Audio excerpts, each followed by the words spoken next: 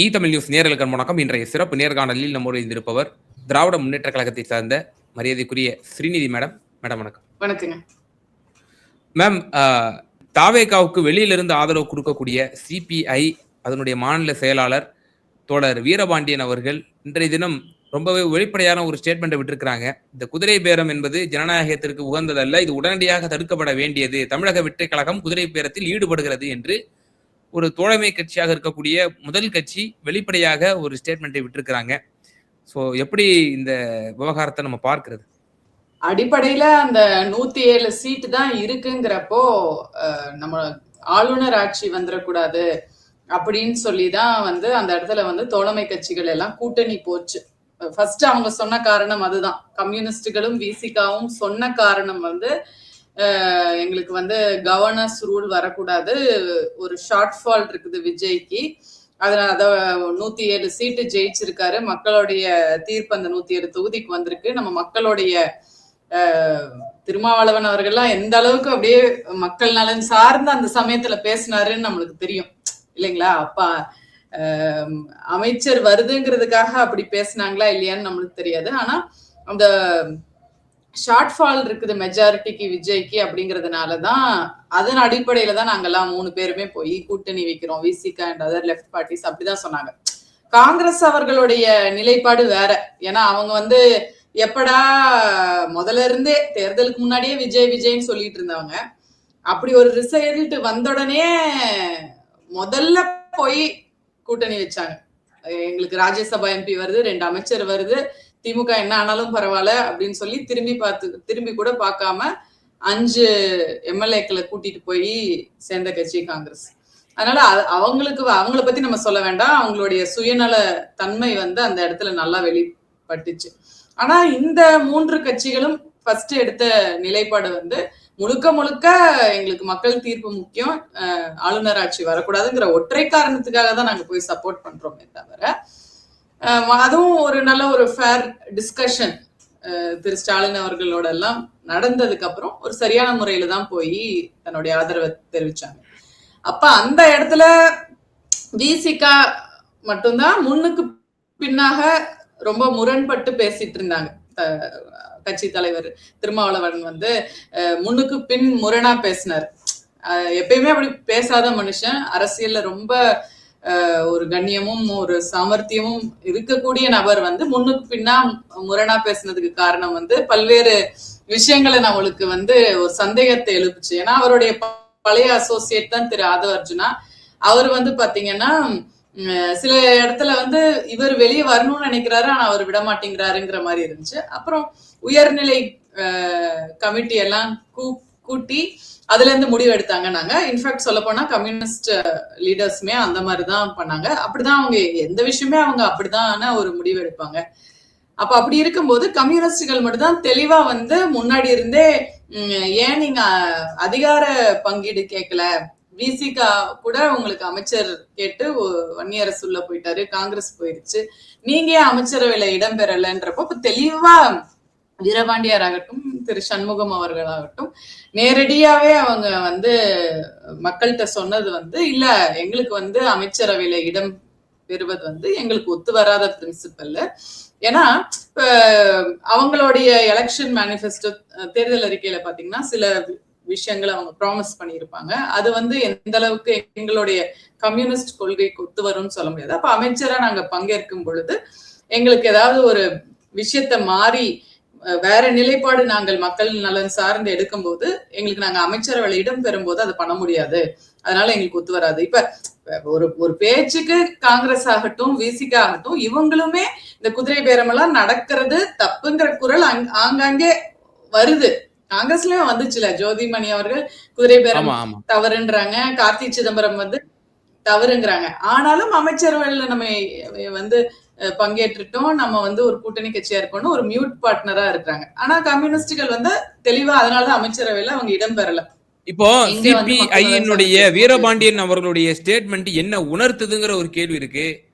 அப்ப விஜய் அவர்கள் இந்த கூட்டணி கட்சிகளை அரவணைத்து அவர் ஒரு ஜனநாயக சக்தியோடு ஜனநாயக புரிதலோடு அணுகக்கூடியவர் அல்ல, மாறாக அவர் எப்படி ஏகாதிபத்திய மனநிலையோடு ஒரு கட்சியினுடைய ஸ்திரத்தன்மையை கேள்விக்குறியாக்கி அந்த கட்சியிலிருந்து உடைச்சி எம்எல்ஏக்களை கொண்டுட்டு வர்றாரு. அதை வந்து பார்த்துட்டு இருக்க முடியல. அப்படி அதனுடைய வெளிப்பாடாக இந்த இதை பார்க்கணுமா? மேலும் திமுகவினரிடம் இந்த கேள்விகளை எழுப்பும் பொழுது எங்க தலைவர் முன்னாடியே சொன்னார்ல, 6 மாதமோ 1 வருடத்திலேயோ 3 வருடத்திலேயோ பொது தேர்தல் வரக்கூடும், இந்த ஆட்சி நிலைக்காது. அதனுடைய காரணம் குதிரை பேரத்தில் நாங்கள் ஈடுபட்டு அந்த எம்எல்ஏக்களை விலைக்கு வாங்குவது அல்ல, மாறாக கூட்டணி கட்சிகளே விஜயனுடைய செயல்பாடுகளை கண்டு அருவருத்து அவர்கள் வெளிவந்து விடுவார்கள் என்ற ஒரு கருத்துப்பட சொல்றாங்களே, இது எப்படி பாக்குறீங்க? அதுதான் இப்ப நான் வந்து இந்த பக்கம் கதைய சொன்னேன். இவங்க எப்படி போய் அந்த ஜனாதிபதி ஆட்சி வரக்கூடாதுன்னு சொல்லி போறாங்கன்றது. ஆனா அதர் வே ரவுண்ட் விஜய் அவர்கள் வந்து பாத்தீங்கன்னா அப்படியெல்லாம் வந்து கம்யூனிஸ்டுகளை மட்டும் பார்த்துட்டு நிறுத்திடல. போய் எதுக்கு அவர் வந்து அந்த ரிபல்ஸ பாக்குறாரு இல்லையா, நம்ம எடப்பாடி கூட சி வி சண்முகம், விஜயபாஸ்கர் போன்ற, அதாவது அந்த கட்சியோடைய பொதுச் செயலாளர் எடப்பாடியை பார்க்காம அந்த கட்சியில இருந்து தனிச்சு வந்து அந்த ரிபல்ஸ போய் பாக்குறதுலயே நம்மளுக்கு தெரியுது. இன்ஃபேக்ட் சொல்ல போனா ஆதவர்ஜுனாவுடைய வேற யாரும் இல்ல, மாமியார் வந்து லீமா மார்டின் என்ன சொல்றாங்க, லீமா ரோஸ் மார்டின் என்ன சொல்றாங்க, விஜய் அவர்கள் வந்து அதிமுக கூடயும் பேச்சுவார்த்தை வச்சிட்டு இருக்காரு. அப்ப அந்த பேச்சுவார்த்தையும் போயிருக்கு. இவர் ஒன்னும் அப்படியே வந்து எனக்கு வந்து செக்யூலர் போர்சஸ் மதசார்பற்ற கூட்டணியோட மட்டும்தான், ஜனநாயக கட்சிகள் கூட மட்டும்தான் நான் கூட்டணி வைப்பேன், நான் கம்யூனிஸ்ட் காங்கிரஸ் மட்டும்தான் கூட்டணி வைப்பேன் எல்லாம் வரல. ஒரு பக்கம் அதிமுக கூட முன்னாடியே பேச்சுவார்த்தை நடந்திருக்குது. அதுக்கு வந்து சாட்சி வந்து திரு லீமா அவர்களுடைய பேட்டிகள் எல்லாமே நம்ம பார்த்திருப்போம். அப்ப அங்கேயும் போய் அந்த 23 எம்எல்ஏக்கள் கிட்ட நீங்க ஒரு துண்டை போட்டு அங்க ஏதாவது உடைச்சு பண்ண முடியுமான்னு பாத்திருக்கீங்க. பட் அதுக்கு நடுவுல வந்து திரு ராகுல் காந்தி அவர்கள் இல்ல காங்கிரஸ் உள்ள வருதுன்னு சொல்லி 2 பக்கமும் பிரஷர் ஆகி அது வேற வேற மாதிரி போனது நம்மளுக்கு தெரியும். அப்ப இவங்களுடைய பிளான் முன்னாடி இருந்தே ஒரு ஆப்பர்ச்சுனிஸ்டிக் பாலிடிக்ஸ் தான் விஜய் அவர்கள் வந்து எடுத்திருக்காங்க. அப்படியெல்லாம் கொண்ட கொள்கை இருக்கக்கூடிய கூட்டணியோட மட்டும்தான் நான் கூட்டணி சேர்வேன், அதெல்லாம் நீங்க திரு ஸ்டாலின் அவர்கள் கிட்ட எதிர்பார்க்கலாம். விசிகா இருக்கிற வரைக்கும் நான் பாமகவை எவ்வளவோ அட்வான்டேஜ் கூட இருந்திருக்கலாம், சொல்ல முடியாது. ஆனாலும் விசிகா தலைவர் திருமாவளவனுடைய அவரோட ஆசைக்காக அந்த கொள்கை, அதான் சொல்றேன், கொள்கை கூட்டணி, அதனாலதான் அவர் பாமக வந்து சேர்த்துக்கவே இல்லை. ஒரு எத்திக்ஸோட வந்து பண்ணாங்க. ஆனா அந்த எத்திக்ஸ்ங்கிறது அந்த விஜய் அவர்களுடைய கட்சியில எதுவுமே கிடையாது. இப்ப போய் இந்த எல்லா கட்சியும் போய் அவங்க மீட் பண்ணாங்க இல்லையா, ஒரு ஸ்டார் ஹோட்டல்ல வந்து பேர் வைக்க போறாங்க கூட்டணிக்குன்னு. சரியா ஒரு 5 நிமிஷம் தான் விஜய் அவர்கள் பேசுறாங்க. அங்க இருக்க யாருக்குமே ஒரு மதிப்பு மரியாதை மீதி கூட்டணி கட்சிகள்ல இல்ல. அப்ப அதை உணர ஆரம்பிப்பாங்கல்ல, அந்த கூட்டணி கட்சிகள் வந்து உணர ஆரம்பிப்பாங்க. அது கம்யூனிஸ்ட் போன்றவர்கள் எல்லாம் வந்து மக்கள் நலன் சார்ந்த அரசியல் செய்பவர் தான் அவங்க. அப்படி இருக்கும் பொழுது அதுவும் கேரளால என்ன நடந்துச்சுன்னு தெரியும். ராகுல் காந்தி அவர்கள் எப்படி பினராயி விஜயனுக்கு எதிராக பேசினாங்க. அப்ப நீங்க வந்து ஓகே, மாநிலத்துல ஒரு கூட்டணி, மத்தியில ஒரு கூட்டணி வச்சுக்கலாம். ஆனா இந்த அளவுக்கு நீங்க வந்து ஒரு ரிலேஷன்ஷிப், அவங்களுடைய உறவுகள் எல்லாத்தையும் உடைச்சிட்டு நீங்க எப்படி மத்தியில மட்டும் ஒரு சிறந்த கூட்டணி வரும்னு நம்ம சொல்ல முடியாது. அப்புறம் தொடர்ந்து விஜய் வந்து எல்லா பாஜக விஷயத்திலையும் ஊமையாக இருக்கிறார். ஆளுநருக்கு வந்து அவங்களுடைய ஃபர்ஸ்ட் விக்கிரவாண்டி மாநாட்டுல என்ன சொல்றாங்க, ஆளுநரே தமிழ்நாட்டுக்கு தேவையில்லைன்னு தீர்மானம் போட்டவர்கள் இன்னைக்கு ஆளுநரும் விஜய் அவர்களும் இவர் அவருக்கு ஃபேனா இல்ல அவர் இவருக்கு ஃபேனான்னு தெரியல, அந்த மாதிரி போயிட்டு இருக்கு. ஒரு வார்த்தை கூட மோடியை எதிர்த்து அவர் பேச மாட்டேங்கிறாரு. அப்படி இருக்கும்போது அப்ப அந்த கூட இருக்க ஜனநாயக கட்சிக்கு ஆட்டோமேட்டிக்கா ஒரு சந்தேக பார்வை வருது இல்லையா? இப்ப என்னன்னா, அதனாலதான் இந்த தடுமாற்றம். இந்த ரெஜிம் அமைஞ்சி கிட்டத்தட்ட ஒரு 60-65 நாட்கள் தான் ஆகுது. அதற்குள்ளேயே வந்து பல அதிருப்தி குரல்கள் வந்து ஆங்காங்கே எழக்கூடிய தன்மையை பார்க்கிறோம். திமுக மக்கள் சார்ந்த இஷ்யூஸை வந்து குரல் எழுப்பும் போது 6 மாசம் டைம் கொடுத்தீங்க, அதுக்குள்ளேயே வந்து நீங்க சத்தம் போடுறீங்களே அப்படின்னு சொல்லி சிபிஎம் தலைவர்கள்லாம் வந்து ரொம்ப கண்டிச்சாங்க. ஆனால் சிபிஐ தலைவரே இவ்வளவு அதிருப்தியோடு சொல்றாரு. மேலும் இந்த லோக்கல் பாடி எலெக்ஷன்ல தனித்து நாங்கள் போட்டியிடுவோம் என்றெல்லாம் கூட அவங்க வந்து பரிசீலனை வச்சிருக்கோம் அப்படிங்கிற அளவுக்கு பேசுறாங்க. அப்படின்னா இப்போ இந்த கூட்டணி இன்டாக்டா இருக்குமா? ஒன்று. இப்போ விடுதலை சிறுத்தைகளினுடைய நிலைப்பாடு என்ன? அடுத்த ஒரு கேள்வி வரும். சிபிஎம்னுடைய நிலைப்பாடு என்ன அப்படிங்கிற ஒரு கேள்வி வரும். திருமாவளவன் அவர்கள் நீங்கள் குறிப்பிட்டது போல நேற்று ஒன்றும் இன்று ஒன்றும் நாளை ஒன்றும் அவருடைய தன்மை வந்து இருந்து கொண்டிருக்கின்றன. இப்ப இவங்களுடைய நிலைப்பாடெல்லாம் என்னவா இருக்கும் நீங்களுடைய எதிர்பார்ப்பா இருக்கு? உள்ளாட்சி தேர்தலுக்குள்ள பல்வேறு பிரளயம் வெடிக்குங்க. ஏன்னா எல்லாரும் ஒரு எதிர்பார்ப்போட அங்க வந்து அப்படிதான் போயிருப்பாங்க. நீங்க 2ஆம் கட்ட தலைவர்கள் மீதி எல்லாம் பாருங்களேன், உள்ளாட்சி தேர்தல்ல ஒரு கவுன்சிலர் ஆயிரும். ஏன்னா எல்லாரும் என்ன நினைச்சிருப்பாங்க, சரி ஒரு விஜய் அலை இருக்குது போல இருக்கு, சின்ன பசங்க எல்லாம் ஓட்டு போட்டிருக்காங்க, அப்ப இதே அலை வந்து ஒரு 6 மாசத்துக்குள்ள உள்ளாட்சி தேர்தல் வந்தா அதே நிலைப்பாடுல எங்களுக்கு எல்லாருக்குமே ஒரு சீட் கிடைக்கும், எல்லாரும் ஜெயிக்கலாம்னு சொல்லிதானே இந்த கூட்டணி கட்சிகள், காங்கிரஸா இருந்தாலும் கம்யூனிஸ்டா இருந்தாலும் எல்லாரும் எதுக்கு போறாங்க அந்த கூட்டணி. அதாவது தனக்குன்னு பெரிய வாக்கு வங்கி இல்லாத இந்த கட்சிகள், சிறு சிறு கட்சிகள், ஏன் இவ்வளவு நாள் திமுக கூட டிராவல் பண்ணிட்டு இருந்த கட்சி இன்னைக்கு திடீர்னு விஜய் கூட போறாங்கன்னா, அந்த விஜய் அவர்களுடைய அதே அலை எனக்கு என் வார்டுக்குள்ளேயும் வரும், நான் ஒரு கவுன்சிலர் ஆகலாம், மேயர் ஆகலாம், அப்படித்தானே போவாங்க. அப்ப அந்த இடத்துலயே இப்ப வந்து ஒரு குளறுபடி வரும். ஏன்னா இந்த புது கட்சிகளை இப்ப நீங்க இணைச்சிட்டீங்க. அப்போ ஒரு ஏரியால அந்த உள்ளாட்சி தேர்தல்ல நீங்க யாருக்கு அங்க பிரதிநிதித்துவம் கொடுப்பீங்க?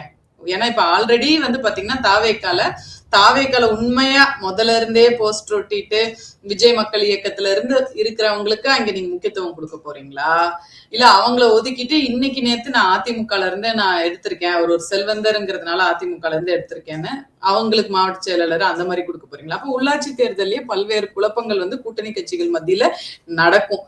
அப்போ ஒரு பேஜுக்கு சொல்றேன், சரி ஓகே, இப்ப உங்களுக்கு வந்து ஒரு 10% சீட் வந்து திமுக கொடுக்குதுன்னு வச்சுக்கலாம், பெரிய கட்சி காங்கிரஸ் போன்ற கட்சி 10% கொடுத்து வச்சுக்கலாம். சரி, இவர் வந்து அதுக்கு மேலேயே கொடுக்குறாரு, 20% சீட்டு கொடுத்தாலும் எல்லாருக்கும் கொடுக்க முடியாது. அப்ப அதுல ஒரு அதிருப்தியாளர்கள் வருவாங்கல்ல. இப்ப ராஜ்யசபா எம்பி ஆல்ரெடி வாங்கிருச்சு காங்கிரஸ். இப்ப மத்தபடி நீங்க எல்லாத்துக்குமே தாவேகா நிர்வாகிகளை தானே அவங்க முன்னிறுத்தணும்னு பாப்பாங்க.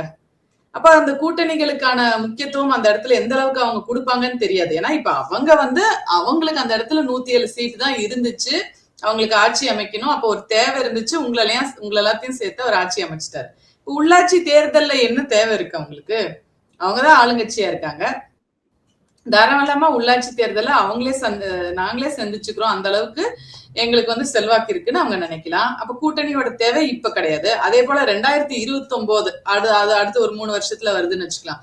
அதுக்கு என்ன குளறுபடி வருதுங்கிறது நம்மளுக்கு இன்னைக்கும் தெரியாது. ஏன்னா அங்க பெரிய மோடி மஸ்தானுகள்லாம் இருக்காங்க, அவங்க இனி 1 நேஷன் 1 எலெக்ஷன் கொண்டு வர போறாங்களா என்ன, எதுவுமே நம்மளுக்கு தெரியாது. அப்ப நான் இது எதுக்கு சொல்றேன்னா, இந்த கூட்டணி கட்சிகள் வந்து விஜயை நோக்கி இன்னைக்கு போயிருக்கிறதுக்கான காரணம், அதே அவருக்கு இருக்கக்கூடிய அலையில நாங்களும் ஒரு சீட்டு வாங்கி ஜெயிச்சுக்க முடியாதா, 10 சீட்டுக்கு பதில் நாங்க 20 சீட்டு வாங்கி ஜெயிச்சு கூடாதுதான் போயிருக்காங்க. பட் அந்த நிலை மாறும் பொழுது அப்ப திருப்பியும் அதிருப்தி ஆவாங்க. திரும்ப அவங்களுக்கு ஐயோ எங்களுக்கு வந்து திமுக கூட்டணி எவ்வளவோ பரவாயில்லன்னு சொல்லி திரும்ப இடம் மாறி வருவதற்கான வாய்ப்புகள் நிச்சயம் இருக்குல்ல. நீங்க வந்து லோக்கல் பாடி வரைக்கும் போறீங்க, இப்போ இடைத்தேர்தலும் வர இருக்கு, நீதிமன்றம் அதற்கு ஒரு குறுகிய கால தடை விதித்திருந்தாலும் ஒரு அநேகமாக 6 மாதத்திற்குள்ளோ அல்லது 1 வருடத்திற்குள்ளோ லோக்கல் பாடிக்கு முன்னதாகவோ இது வந்து நடக்கக்கூடும் என்று எதிர்பார்க்கப்படுகிறது. இடைத்தேர்தலில் எப்படி விராலிமலையில் திரு சி விஜயபாஸ்கர் அவர்கள், கரூரில் எம்ஆர் விஜயபாஸ்கர் அவர்கள் முன்னிலைப்படுத்தப்பட்டு அவர்கள் போட்டியிடும் பட்சத்தில் இந்த சிபிஐ சிபிஎம் குதிரை பேரம் என்று சொல்லிவிட்டு அவர்களுக்கு எப்படி வாக்களிக்க முடியும், வாக்கு சேகரிக்க முடியும் என்கிற ஒரு கேள்வியும் அங்கு வந்து தார்மீக ரீதியில வந்து எழுப்பக்கூடும். இப்பொழுதே கடுமையாக விமர்சனத்தை முன்வைத்துக் கொண்டிருக்கிறார்கள். அப்ப இடைத்தேர்தலே இந்த கூட்டணி இருக்காது அப்படிங்கறத நம்ம வந்து புரிஞ்சிக்க வேண்டியது இருக்கு. அந்த இடத்துல திருமாவளவன் விசிலுக்கு ஓட்டு கேட்பாரா? திருமாவளவன் என்ன பண்றாருங்கிறது அவருக்கு தான் வெளிச்சம். ஏன்னா ஒரு பக்கம் அவர் வந்து அமைச்சரவை கொடுத்துட்டதுனால நாங்க எங்க கருத்துக்களை வெளிப்படுத்தாம இருக்க மாட்டோம், நாங்க எப்ப வேணா நாங்க அமைச்சரவை விட்டு வெளியே வருவோம்னு பேட்டி கொடுக்குறாரு.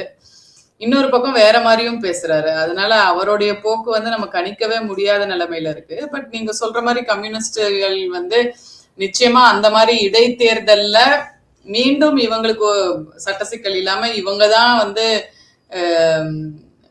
போய் போட்டியிடணும் அப்படின்னா கண்டிப்பா அது அவங்களுக்கு ஒரு இடைஞ்சலான சூழ்நிலை. அதுக்கு அவங்க ஒத்துக்க மாட்டாங்க, வெளியே வர்றதுக்கான வாய்ப்புகள் இருக்கு அப்படிங்கறது தான் நான் நினைக்கிறேன். அதே போல மேம், இப்போ தொடர்ந்து இப்படிப்பட்ட ஒரு சிக்கல்கள் இருந்து கொண்டிருக்கின்றன. விஜயனுடைய ஆட்சியிலும் இப்படி தொடர்ந்து கேள்விக்குள்ளாக்கப்பட்டு வருகிறது. அதாவது ஒரு தனியார் ஒரு பத்திரிகையில் வந்த செய்தி, நான் பெயர் குறிப்பிட விரும்பவில்லை. சிபிஐ சிபிஎம் நிலைமையே வந்து மிகவும் கேள்விக்குறியாகிவிட்டது. இந்த ஒரு வெளியிலிருந்து நம்ம ஆதரவு எடுத்த நிலைப்பாட்டினுடைய எதிரொலியாக தோழர்கள் ஒவ்வொருவரும் வந்து ஒவ்வொரு கருத்தை வந்து வெளிப்படுத்திக் கொண்டிருக்கிறார்கள். தோழர் கனகராஜ் ஒரு பக்கம் வேற ஒரு கருத்தை கூறுகிறார், தோழர் பாலபாரதி ஒரு கருத்தை கூறுகிறார். ஒவ்வொருத்தரும் ஒவ்வொரு மைண்ட் செட்ல இருப்பது போல தோழர் சு வெங்கடேசன் எம்பி அவர்கள் ஒரு கருத்தை கூறுகிறார் என்பது போன்று அவர்களுடைய நிலைமையே தற்போது கேள்விக்குள்ளியாகிவிட்டது. என்னிடம் தோழர் கனகராஜ் அவர்கள் கொடுத்த பேட்டி என்பது, இடைத்தேர்தலில் நிச்சயமாக தாவேகாவிற்கு மக்கள் பாடம் புகட்ட வேண்டும், அவர்களுக்கு வாக்களிக்க கூடாது என்று என்னுடைய பேட்டியிலேயே அவர் குறிப்பிட்டிருந்தார். நான் சாட்சியதற்கு நம்ம தமிழில் அந்த வீடியோவும் இருக்கிறது. இப்படி அவங்களுடைய ஸ்திரத்தன்மையும் கேள்விக்குறியாகிறது, இறையாண்மையும் கேள்விக்குறியாகிறது. இப்போ எப்படி அந்த ஆட்சி நிலைக்குமா அப்படிங்கிற ஒரு கேள்விதான் மீண்டும் மீண்டும் வந்து எழ தோணுது. இல்ல, இன்னைக்கு நிலைமை வரைக்கும்ங்க, இப்ப வரைக்கும் தாவேகாக்கு அந்த 2 சீட்டுகள் முக்கியம் தானே. இடைத்தேர்தல் இன்னும் நடக்கல. நடந்தா அந்த என்னங்கிறத பார்ப்போம். அதுல ஜெயிச்சு வரலாம். அது சட்ட சிக்கல்கள் இருக்கு. அப்ப இன்னைக்கு தேர்தல் வரைக்கும் அது 2 சீட்டா இருந்தாலும் கம்யூனிஸ்டுகளுடைய தேவை கண்டிப்பாக விஜய் அவர்களுக்கு இருக்கு.